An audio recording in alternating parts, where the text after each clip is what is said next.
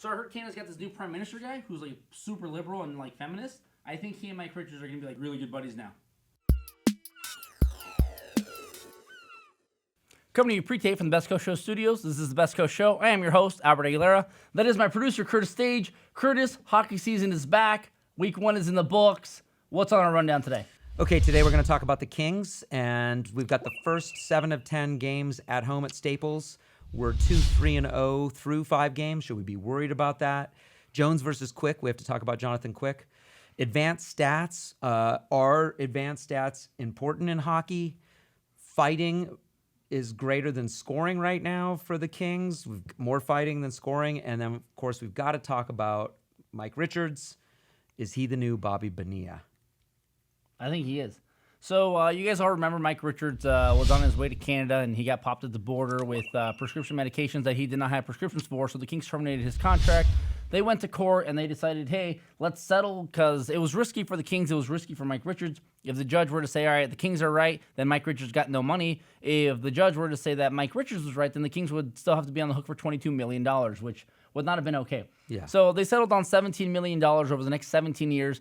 And Mike Richards... Wait, 17 years? Mike Richards is going to be on the Kings payroll till 2032. Wow. So that is like Bobby Bonilla. It's exactly the Mets like are still paying Bobby Bonilla, right? Bonilla's going to get paid till 2030, I think. The greatest thing ever. I don't remember, but it's great where you're just going to get money for doing nothing. So how does it break down, though, for Richards? For Mike Richards, he gets $3.5 million this year, which count, and it's always going to count against our cap, which sucks. So till 2032, it's going to count against. Oh, wow. So it's what is it? It's 3.5 this year, 1.5 over the next 4 years, and then it gradually decreases like 9, 750, 5, 400, blah blah blah. Still money counting towards the cap. Yeah, which sucks. Yeah. But at the end of the day, this year it's 3.5, so it leaves us just over $2 million in cap space to play with in the event if we want to trade or sign a random free agent or whatever because of an injury or another stupid arrest. Well, now Richards is a free agent though. He can go sign anywhere. Does this he still gets paid this money no matter what? He can double dip.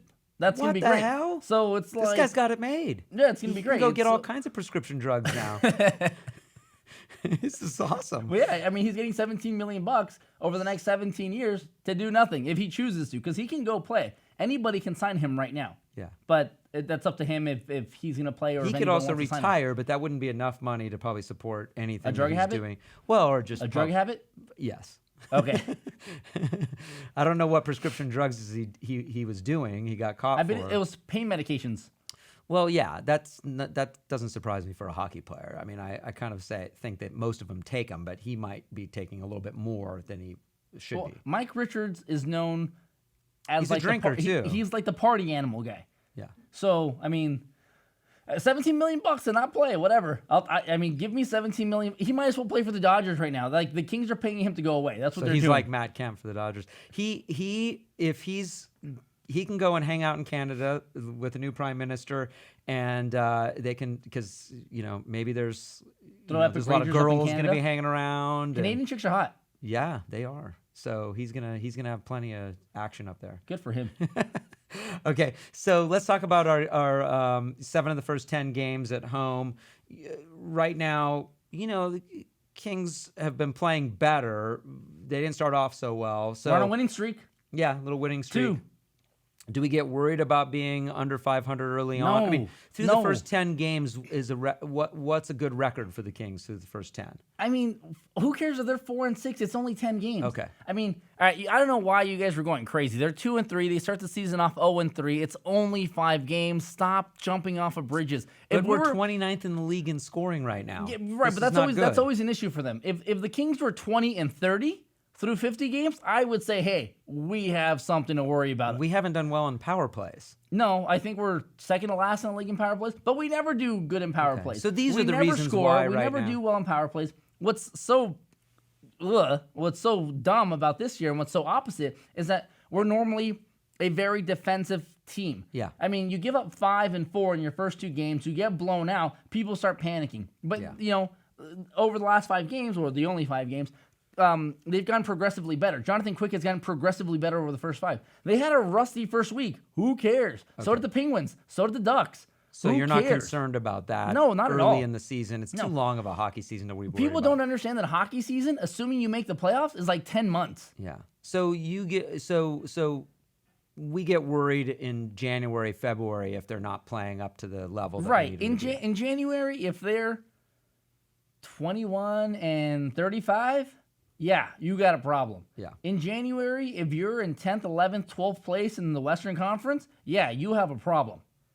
Okay, so they're, and fourth in the Pacific, it doesn't matter really the standings at this point. It's just how they're playing is Right. the important part. I mean, we're just not scoring, but we never score. We're not known to be a team that's going to go out and blow you out. So we need Jonathan Quick to be good. Yes, we need him to be great. We're the kind of team where we'll get a point, get 2 goals, and just play defense. And stingy.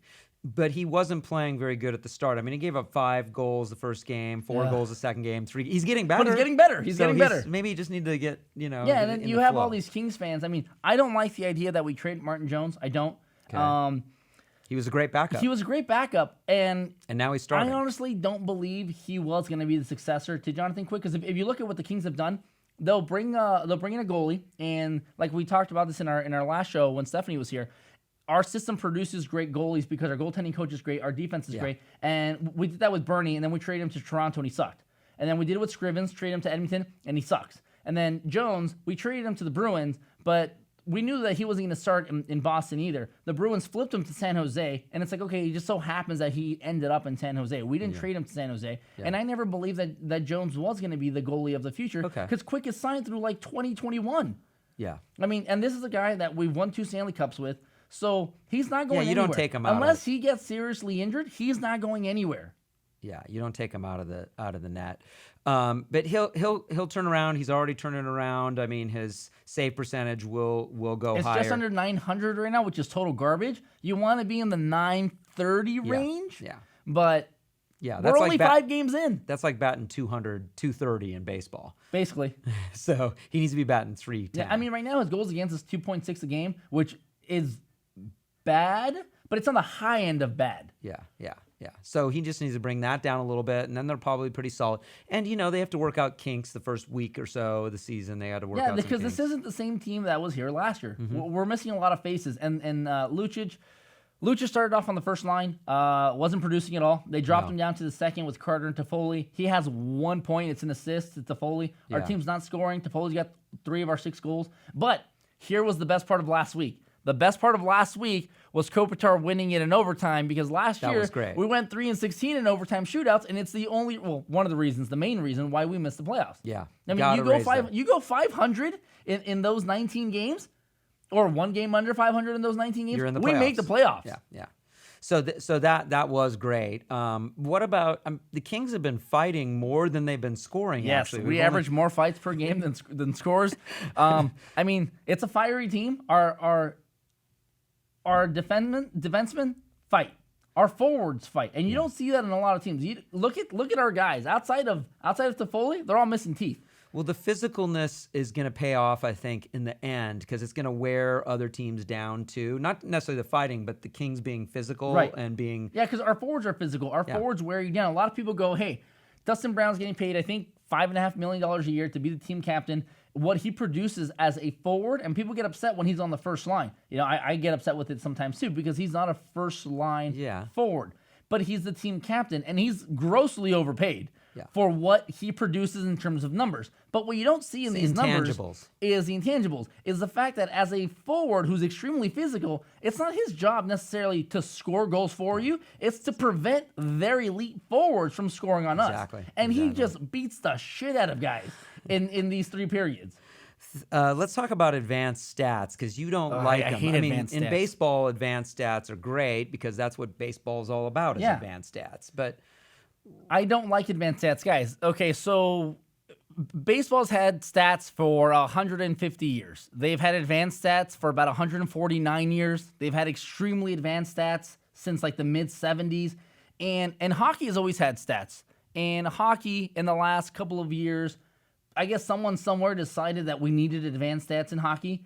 And hockey fans are so desperate to catch up to baseball stats that they're just making shit up now. They're making shit up for the sake of like winning arguments. And here's the difference between baseball and the difference and hockey when it comes to stats. In a baseball game, it's called a pastime because you pass time with it. Baseball games are like 4 hours long. They take forever. You sit around, you eat. Yeah. It's a marathon, Yeah. right? But in baseball, when nothing is happening, stats are happening. Okay, hockey's not like that because hockey's a fluid game. People are constantly moving in and out. If nothing is happening in a hockey game, it's because the period is over and they're going back into the locker room. Yeah. Or a fight's happening. Or a fight's happening, but that means something is happening. I bet you there's an advanced on stat. fighting? There's an advanced stat, like punches landed. You know, I bet Luch has like a like the way the UFC does their stats. There's a fight metric to the Kings. I can guarantee you someone over at Fight Metric has stats on the Kings fighting. What's the most ridiculous advanced stat right now you're seeing that's driving you crazy? Is there one that you're seeing? What drives me crazy is when people grab the Corsi stat and the Fenwick stat and they try to compare and contrast the two of them when they're almost identical to each other. The only difference being that the Corsi takes into consideration every shot that goes towards the net. So it takes into consideration how much puck possession you have, which turns into, it sounds like an offensive stat, but it really is defensive because it shows how much you control the puck, because if the other team doesn't have the puck, then they can't score. Yeah. But the Fenwick takes that into consideration, minus shots that are not necessarily aimed at the goal because they get tipped or whatever, and it's like, okay. That's a little misleading. It's That's misleading because it's like I'm frustrated just talking about it. Well, and you know, going through our first 3 games of the season, fans were just on Twitter just constantly blasting graphs and look how they did in the first period. Yeah. Look at the Corsi in the second. Blah blah blah blah blah blah. They keep this up, they're gonna win. The only stat that matters is wins and losses. That is it. true. You want to have your traditional stats like, you know, goals against, goals for, save percentage, a Corsi to an extent. But when you just start creating stats on top of stats, because hockey, you go 5-on-5, which is an even stat. Then you go 5-on-4, and then you got 5-on-3. So then they make sub-stats within the stats, and I'm like, did we win or not? Yeah. Did we win or not? Exactly. Oh, we didn't win, so it doesn't matter that we shot 50 times and had puck possession for 99% of it. Exactly. Especially for the Kings, because everyone knows that. All right, you guys know it. You know that we don't score. You know that when we do score, we get really stingy defensively, and we try to make sure that they don't score against us. But how many times is it that we get scored on because of a deflection or a tip or it bounces off someone's skate and it just somehow ends up on a bad bounce? But I bet you there's a really stupid stat for Jonathan Quick where it's like, well, 5-on-5, his save percentage is this. But after a tip, it becomes this. After it bounces off someone's skate, it becomes that. Yeah. Get out of here. Yeah, those are bad. Go away. So what's our gift of the day? All right, guys. Our gift of the day, because you know San Jose is our rival, and they totally blew us out 5-1 in the opening night. Our next game is going to be in San Jose. It's going to be our first road game. It is our mascot Bailey taking out their mascot. What is their mascot's name? I forget. Some sort of shark. I know it's a shark, but I don't know what their mascot's actual name is. But it's not important because he's not our mascot, because Bailey's the best This mascot. gift is awesome, though. But yeah, that's our show. Don't forget to stalk us on Twitter at Best Coast Show. That's Crew to Stage. You guys have a good night.